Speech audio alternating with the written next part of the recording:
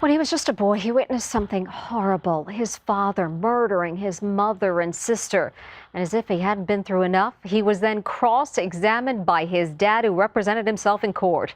But as heartbreaking as this story is, it does take an incredible turn. Ronnie was just 9 years old when he witnessed the unthinkable. His father savagely murdered his mother and sister.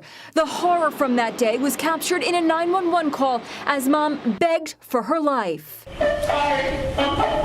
I remember feeling scared, not knowing what was going on, why this was happening. Then his father, Ronnie O'Neal III, turned on the youngster, stabbing him 20 times and setting him on fire. He has to be a miracle. The fact that the injuries that he sustained and what he went through, there's absolutely no reason he should be alive. Hillsborough County, Florida Detective Michael Blair was assigned to investigate. It was the most gruesome case I'd ever worked. Ronnie's ordeal was not over. In June, O'Neal was tried for murder. So you can go over and take your time looking at it yourselves to see whether I'm lining up. Acting as his own attorney, he actually cross-examined his own son. How did I hurt you?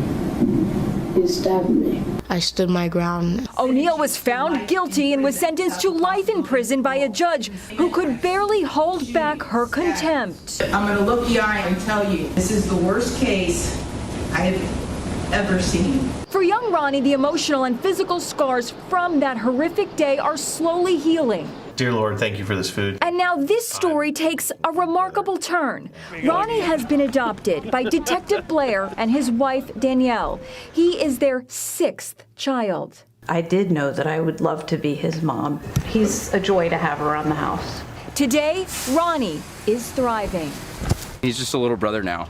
And Detective Blair can only look back in awe, recalling that first time in the hospital when he met a little boy under the most horrific of circumstances. I had no idea going into it that I was about to meet my future son. Detective Blair says as soon as he met Ronnie, he knew there was a very special connection.